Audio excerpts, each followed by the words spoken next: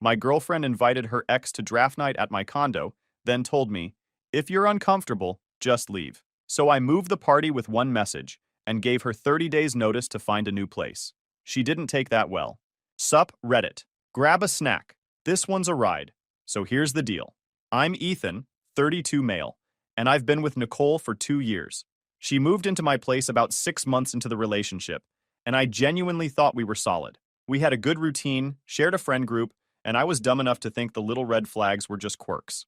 Then one random Tuesday, she opened her mouth and said something that basically nuked our entire relationship in 30 seconds. Let me walk you through it. I own a 2-bedroom condo in Austin. Balcony big enough for my smoker and 4 mismatched lawn chairs. Bought it in 2019 when mortgage rates were survivable. Nicole moved in 2 years ago. She paid a flat amount toward utilities, nowhere near market rent. It worked, or I thought it worked. Our friend group runs a fantasy football league since college. 12 people, all convinced we actually know ball. We game together online a couple nights a week. Enough to justify the Discord server that's been active since 2016. Core crew, me, Drew, Tasha, Mike, Jordan, and about 6 others who rotate between active and lurking. Drew is my neighbor, total chaos merchant. Owns a dog named Brisket, and no, that's not ironic. Tasha is our 2-time league champion and unofficial judge of all disputes. Nicole got absorbed into the group when we started dating. She'd pop into Discord for party planning. Everyone liked her. She was good at that. Every August, we do draft night at my place. I fire up the smoker the day before, do brisket low and slow, guard my dry rub recipe like state secrets. People bring laptops. We project the draft board on the TV, argue about sleeper picks until midnight. Good people. Good food. The annual tradition of thinking we know what we're doing. This year's draft night was set for Saturday.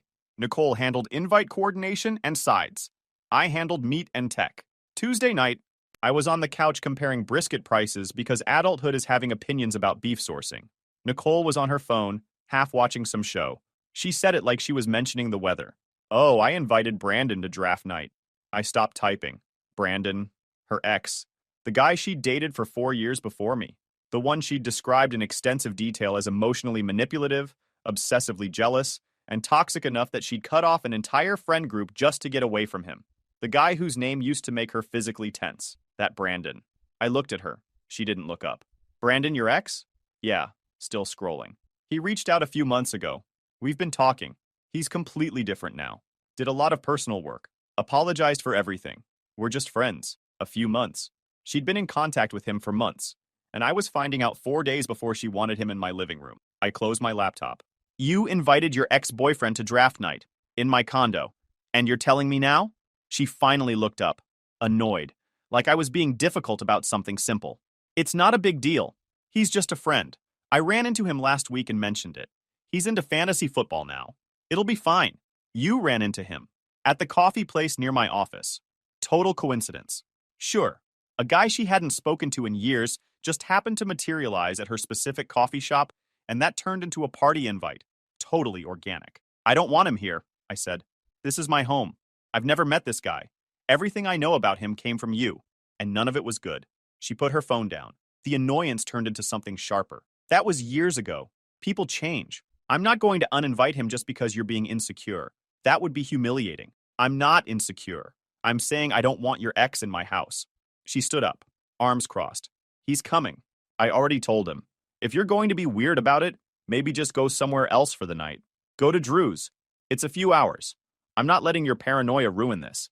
She told me to leave my own place so she could host her ex at a party I was throwing. I looked at her. How messed up it was that she didn't even see the problem. I thought about the last 2 months. The late nights, phone always face down, the vague weekend plans. It clicked. Not the full picture. That would come later. But enough to know whatever I thought this relationship was. It wasn't that. She was still standing there with her arms crossed, waiting for me to apologize or negotiate, or do whatever she expected pushover boyfriends to do. I didn't say anything. I just stood up, walked to the kitchen, grabbed my keys off the counter, and headed for the door. Where are you going? She called after me. Still nothing from me. I wasn't being dramatic. I just genuinely had nothing to say to her that would matter. She'd made her position clear, and now I was going to make mine. I walked out, drove to Drew's, and sat on his couch for an hour staring at the wall while he made us both iced coffee and didn't ask questions. He handed me the coffee, sat down in the chair across from me, and waited. She invited her ex to draft night, I finally said. Told me to leave if I didn't like it. Drew blinked. What? Leave your own condo? Yep. The condo you own? That's the one. He processed this for a moment. So, what are you going to do? I pulled out my phone and opened Discord. Typed one message in the draft night channel. At everyone, draft night is moving to Drew's place. Same time, I'll bring the brisket.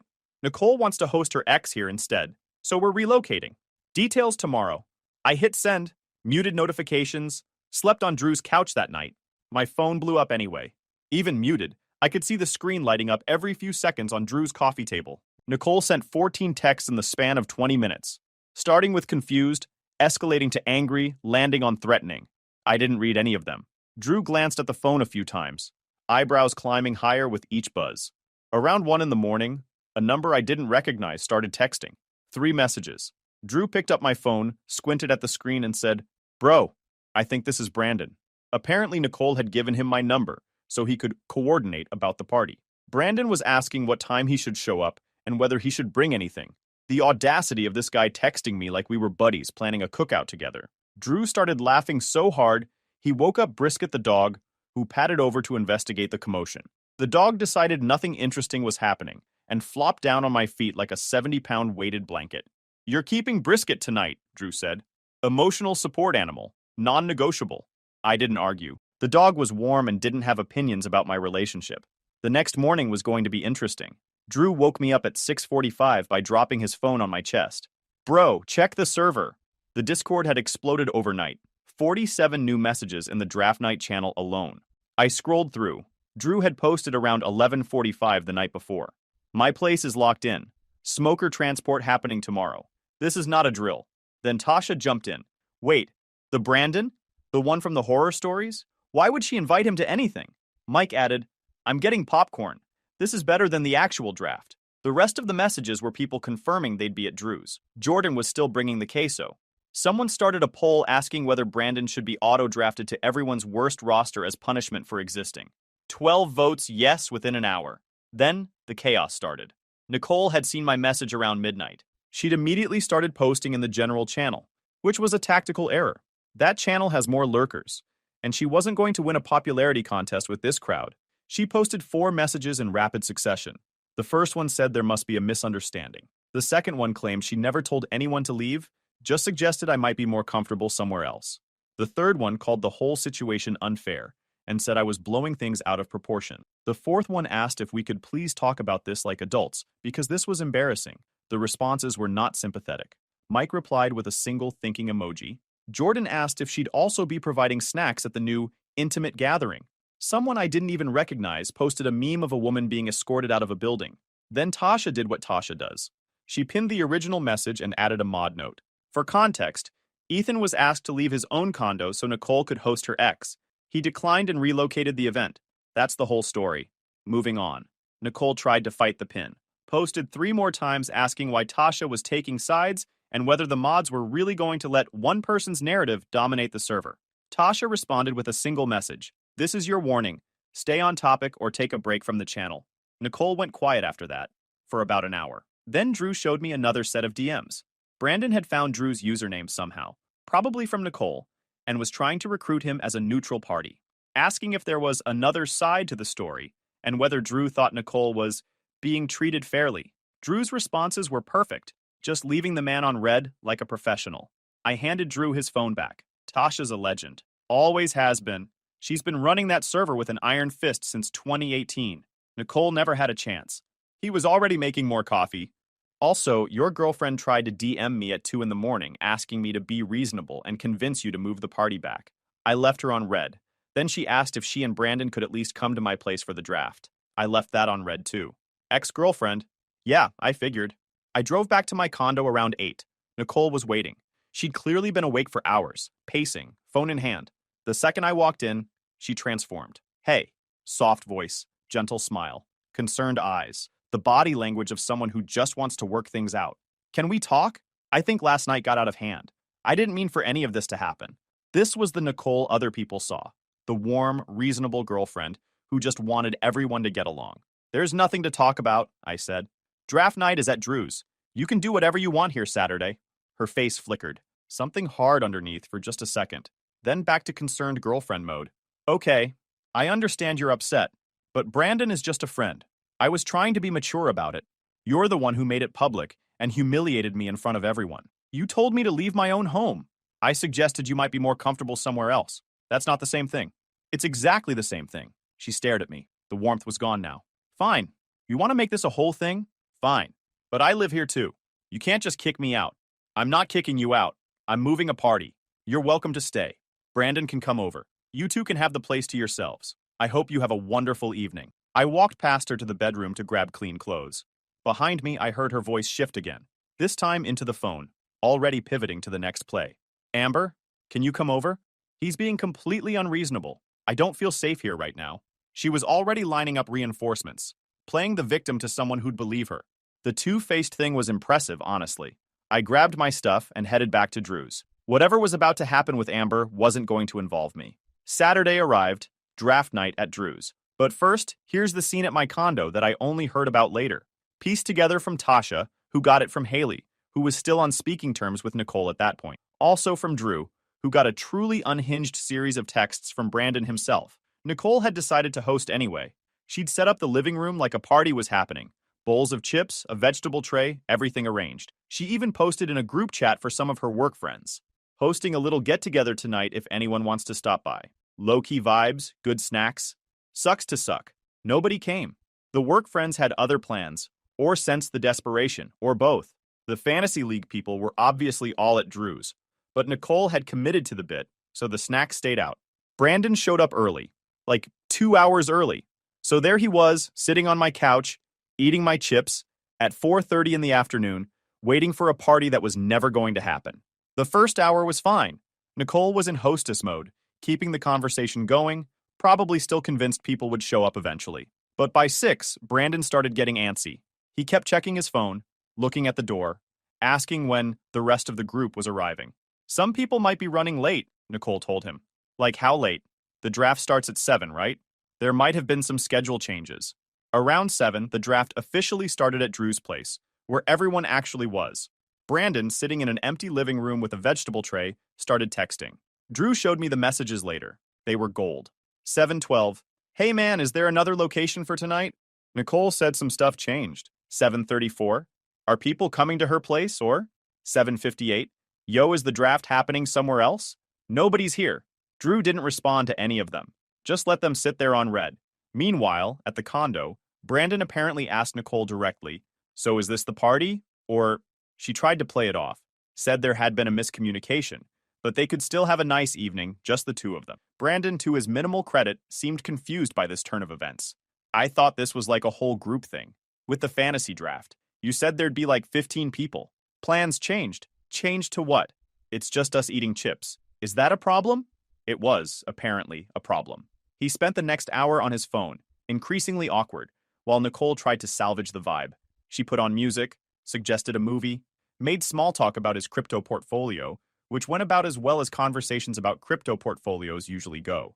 Around 8:30, he told her he had to leave. Something came up, a thing with his roommate. Very urgent. She walked him to the door, and according to Haley's secondhand account, the goodbye was painfully brief. Nicole sat alone in the condo after that, surrounded by untouched snacks, while her phone stayed silent. The party she'd hijacked had happened without her. The ex she'd chosen over her boyfriend had bailed after 4 hours of awkward silence. The social media post about her fun night in that she drafted never got published. Meanwhile, at Drew's apartment, absolute chaos in the best possible way. 14 people packed into his living room, laptops everywhere, cords running in every direction. Someone had brought a power strip that immediately became the most valuable object in the room. The draft board was projected on Drew's TV. Jordan's queso dip was getting demolished. Tasha was dominating the draft with surgical precision while everyone else scrambled. I manned the brisket, which had transported mostly beautifully in Drew's cooler, except the lid popped open during the drive, and one of the end pieces slid onto the floor of my car. Drew's dog Brisket considered this a personal gift and ate it before I could react. I wasn't even mad. That dog had earned it. The vibe was good. Better than good. People were relaxed, laughing, roasting each other's draft picks in real time. Mike's headset was still echoing, and he was taking the mockery in stride. Jordan claimed his queso recipe was a family secret, and 3 people immediately started trying to reverse engineer it. Around round 4, Drew's Wi-Fi decided to have a moment, The connection dropped for about 90 seconds. When it came back, the auto draft had selected a kicker for me. In the fourth round. A kicker. The room erupted. Mike laughed so hard he choked on a chip. Drew apologized profusely while also clearly finding it hilarious. I'd have to live with this for the entire season. The nickname started immediately. Kicker King, someone called me from across the room. Within 10 minutes, Tasha had changed my Discord handle to Round 4 Kicker. Mike suggested we make it a rule that whoever finishes last next year has to draft a kicker in round 4 as punishment. The vote passed unanimously. Drew's Wi-Fi had achieved what Nicole couldn't, actually ruining something for me. But honestly, it was funny enough that I didn't care. Around 9, someone's phone buzzed. Then another. Then mine. Nicole had posted in the general channel again. A long message this time. She wrote that she was really hurt by how this was handled. That she'd always tried to be a good partner and friend to the group. All she did was invite someone to a party, and now she was being treated like a villain. She thought we were all adults who could handle that. She believed that there had been manipulation happening behind the scenes. She wasn't going to defend herself anymore. She just wanted us to know her side. The room went quiet for about 3 seconds. Everyone had seen it at the same time. Jordan, who's generally the peacemaker type, said, I mean, should someone maybe check on her? This seems like a lot. Tasha didn't even look up from her laptop. She told him to leave his own condo for her ex. He left. Now she's upset the party happened without her. That's the whole story. Jordan nodded slowly. Yeah, okay. Fair point. Then Tasha unmuted her mic on the voice chat we'd been running in the background. I'm deleting that message. It's off topic for the channel and we're in the middle of a draft. If anyone has questions about the situation, you can DM me. But this isn't the place. She deleted the message. Then she posted a meme of a dumpster on fire with the caption, anyway. Drew started laughing. Mike started laughing. The tension evaporated instantly. Within 30 seconds, we were back to arguing about whether to draft a backup quarterback early. Later that night, Tasha told me Nicole had tried to DM her directly, asking for temporary mod access to post a clarification that wouldn't get deleted. Tasha's response was 4 words. No, go touch grass. Then Nicole asked if Tasha could at least present both sides fairly in the server. Tasha replied, there's one side. You told your boyfriend to leave his house for your ex. That's the side. Nicole left the server that night. No announcement, no goodbye. Just gone. Her username vanished from the member list while we were in the middle of round 6 of the draft. Mike noticed first and announced it to the room. Someone started a slow clap that was only partially ironic. The week after draft night, I gave Nicole the notice. I'd talked to a lawyer. Quick consultation. $200. In Texas, she was a month-to-month tenant at will. 30 days written notice, no reason required. He emailed me a template. Simple. I set the move-out date for October 15th to give myself time to arrange the locksmith and coordinate around my work schedule. I printed the notice on a Sunday evening, handed it to her while she was watching TV. What's this? 30 days notice. You need to find a new place by October 15th. She read it. Her face cycled through confusion, disbelief, fear, then landed on cold. You're really doing this. You told me to leave my own place for your ex. Then you tried to turn the friend group against me. Yeah, I'm doing this. I could fight this. I have rights. You have the right to 30 days. After that, you're trespassing. She went quiet, looking for an angle. Then she tried the wounded act. I can't believe you're doing this to me. After everything, I made one mistake, and now you're throwing me out. Do you know how that makes me feel? Classic. Used to work on me. You have 30 days. That's more than fair. The softness vanished. She smiled. Fine. But you should know, I've already talked to my sister about this. She knows HR people at your company. This could get uncomfortable for you professionally. You're threatening my job because I'm ending the lease? I'm just letting you know there are other ways this could play out. She went to the bedroom. I stood there stunned, then texted Drew. She just threatened to contact my HR. His response. LMAO with what? Being a homeowner? Let her try, bro. He had a point. But about a week later, my manager pulled me aside.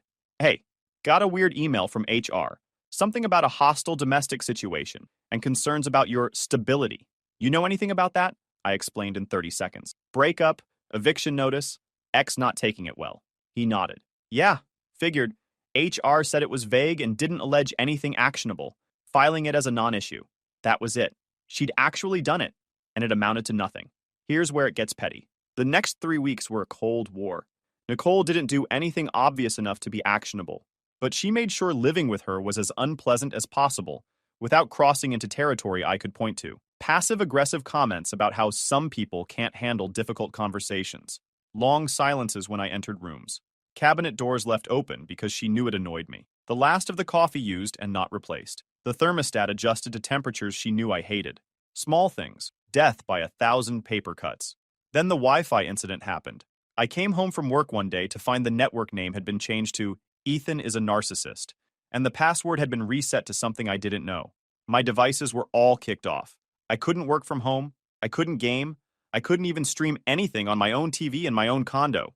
When I asked her for the new password, she smiled sweetly and said she'd write it down somewhere, and then conveniently forgot for 3 days.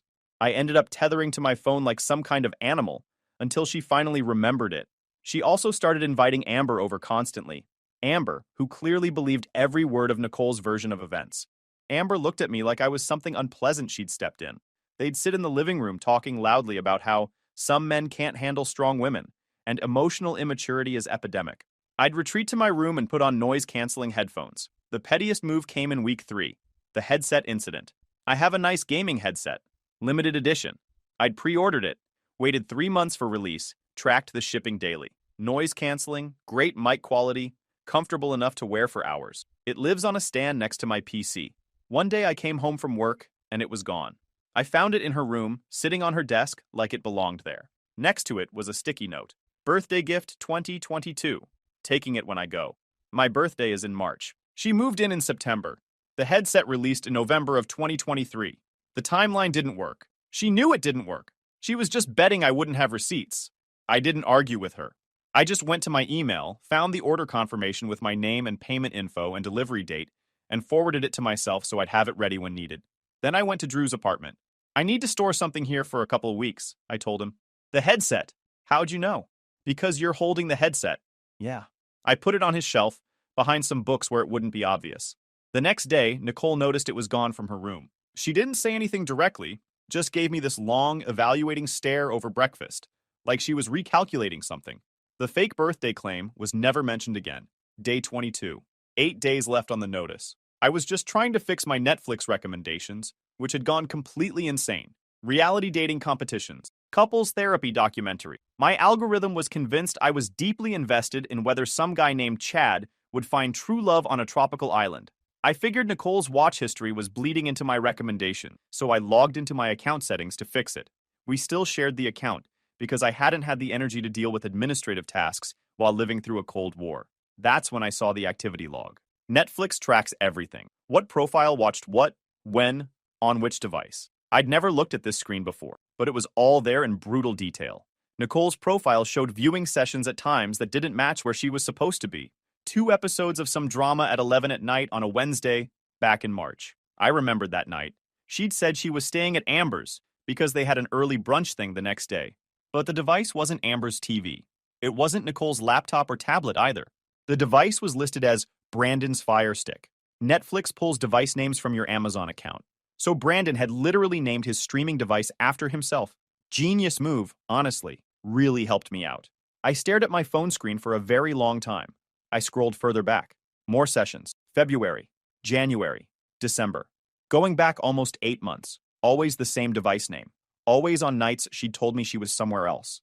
Gym nights, girls' nights with friends, sister visits, work events. Every excuse she'd given me for the past year, every story about where she was going, had apparently been a lie. The recent reconnection she'd described, the one that happened a few months ago after a coincidental coffee shop encounter, at least 8 months old.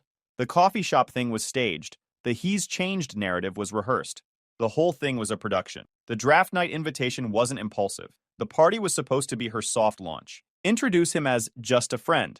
Get everyone comfortable with his presence. So when she eventually made the switch, the timeline would look natural. She wasn't just entitled. She was running a long con. And she'd gotten sloppy because she didn't think I'd ever look at something as mundane as streaming account settings. I didn't confront her that night. I sat on the information for about 18 hours. The next evening, she came home from the gym around 8. All cheerful energy, good vibes. Hey, she said, dropping her bag. I was thinking we could watch something tonight. Clear the air a little. The audacity. Standing there offering a peace gesture while the evidence was sitting in my phone. Sure, I said. Let me pull up Netflix. I grabbed the remote, opened the app, and navigated to account settings. Found the Manage Devices page. Let her see what I was looking at. What are you doing? she asked, still casual, still oblivious. Just checking something. I scrolled to the device list, let her eyes find the line that said, Brandon's Fire Stick, last active yesterday. When did we add that device to the account? The casualness evaporated. I watched her face change in real time. Smile freezing, color draining, the whole act just falling apart. She opened her mouth, closed it, opened it again. I can explain that. Can you? Because according to this activity log, you've been watching shows from Brandon's apartment since at least January. That's 8 months of gym nights that apparently happened at your ex-boyfriend's place. 8 months of lies. She was shaking her head slowly, but she didn't have a rebuttal. The data was right there on the screen. 8 days, I said. The notice stands. I walked out, slept at Drew's again, told him the full story. He listened, shook his head, and said, Bro, that's insane, about 4 times. When I came back to the condo the next morning to grab some clothes, Nicole had already started packing. No more passive-aggressive comments. No more Amber visits. No more Cold War tactics. Just boxes appearing in the living room, slowly filling up with her stuff. The countdown was almost over. Anyway, move-out day. October 15th. I'd worked it out with my building's property manager ahead of time. Guy named Carlos, 12 years running the building. I told him the situation, and he agreed to be present during the move as a neutral witness. Smart, he said. Prevents problems. I also arranged to have the locks rekeyed immediately after she left. Paid extra for same-day service. I wasn't taking any chances. Nicole had scheduled a moving van for noon. Her sister Amber was helping. Drew offered to be there too, but I told him to stand by at his place in case I needed backup. I didn't want to turn move-out day into a spectacle. I just wanted it done. I spent the morning at Drew's, pretending to watch something on TV. Around 11, Carlos texted, She's here with the van, loading now. I'm keeping an eye on things. I waited, walked Drew's dog, had another cup of coffee. At 12:45, Carlos texted again. Almost done. She tried to take the smoker from the balcony. I told her it wasn't hers, and it wasn't leaving the unit. She argued for about 10 minutes, then gave up. Everything else went fine. She'd actually tried to claim the smoker. The same smoker I'd had for 3 years before I met her. The centerpiece of every draft night. The thing that had made brisket for dozens of events she'd attended as my guest. Of course she tried to take it. At 1, Carlos confirmed the van had left. I walked back to my building and found him in the lobby, holding a new set of keys. Locks are done, he said, handing them over. She returned her copies, everything settled. She give you any trouble? Aside from the smoker thing? Not really. Her sister was muttering about lawyers and karma the whole time, but that's just noise. The actual move went fine. She signed the inventory acknowledgement. You're clear. I thanked him and headed upstairs. The condo was finally quiet. I walked through each room, cataloging the absences. Drew's dog Brisket had come up with me. Brisket sniffed every corner like he was conducting an inspection, then settled onto his favorite spot on my couch like nothing had changed. The headset was back on its stand. Drew had returned it that morning. Everything that was mine was still here. Everything that was hers was gone. The first thing I did was open my laptop, went to Netflix account settings, scrolled to Manage Devices, and found Brandon's Fire Stick, still sitting there like a digital artifact of betrayal. I clicked Remove, and it was gone. Then changed the password and removed Nicole's profile entirely. 2 years of watch history, her algorithm, her recommendations, all wiped. She'd find out the next time she tried to log in from wherever she was staying. Probably Brandon's place. Probably tonight. About an hour later, my phone buzzed. Nicole, did you seriously kick me off Netflix? I replied, subscription's in my name. Should have thought about that before moving to your boyfriend's apartment. She didn't respond. Some conversations just end themselves. I texted Drew. She's out. Smoker survived. Come over whenever. He showed up 20 minutes later with a pizza and 2 drinks. We sat on the balcony eating, and for the first time in 2 months, I felt like I could actually breathe. The aftermath came in pieces over the following weeks, mostly through Tasha, who had sources everywhere. Nicole moved in with Brandon. Tasha showed me the screenshot during a gaming session. Haley had forwarded it from Nicole's Instagram story, since deleted. A cramped bedroom with boxes stacked in the corner, captioned New Chapter, Same Me, with a sparkle emoji. The room was clearly a converted den. No closet, no windows. Brandon's crypto setup visible in the background, with 3 monitors showing red numbers and a whiteboard with HODL written on it. That's his bedroom, Tasha said, which he shares with her now. In an apartment he also shares with 2 roommates. Drew pulled up Brandon's LinkedIn on his phone. His job title was Independent Digital Asset Strategist. His last actual W-2 employment was 3 years ago. She left your condo for that, Drew said, shaking his head. A guy who calls losing money a strategy. Nicole was now the primary earner in a household of 4. The salary that used to fund her shopping trips was now covering rent for 3 other people, one of whom spent his days watching numbers go down and calling it patience. She's miserable, Tasha added. Haley said she tried to complain about the living situation last week, and Amber told her to figure it out because she wasn't taking her in. Amber, Nicole's own sister, the one who'd been ready to go to war. Turned out she was furious at her. Amber had spent weeks defending her, calling me a monster, only to find out later about the 8 months of lies and the Netflix receipts. They weren't speaking. First Saturday of November, I threw the real party, not draft night. This was the victory lap. My place. My rules. I called it the relaunch, posted the details in Discord. At everyone. Relaunch party at my place. Saturday the 2nd. Starting at 2. Brisket. Games. Fantasy standings review. Bring whatever you want. One house rule. No exes. If you've dated someone in this server, don't bring them. See you there. RSVPs came fast. Drew said he'd be there at 1 to help, and that Brisket the dog was also coming. He added to keep Brisket the meat away from Brisket the dog. Tasha replied, finally, Drew's Wi-Fi was criminal. Jordan announced Queso Round 2 incoming. 14 confirmations. My condo. My people.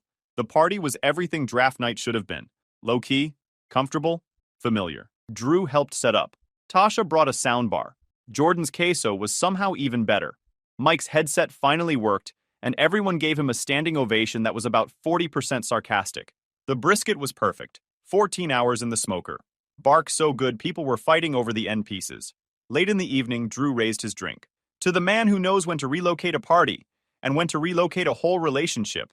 Everyone laughed. Tasha added, and to the brisket, the real MVP. Later, when most people had left and it was just me, Drew, and Tasha cleaning up, she mentioned something. Nicole tried to start a new Discord server, invited some of the fringe people, called it a fresh start community. How'd that go? 3 members, her, Amber, and Brandon. Except Amber left after a week because they're still fighting. So now it's just Nicole and Brandon posting memes to each other in a dead server. I nodded, threw another handful of paper plates into a trash bag. The whole thing was finally over. Guys, we are so close to hit 100,000 subscribers on this channel. If you are not subscribed to the channel, please consider subscribing. It really helps hit that 100,000 mark. Thanks for making this dream come true.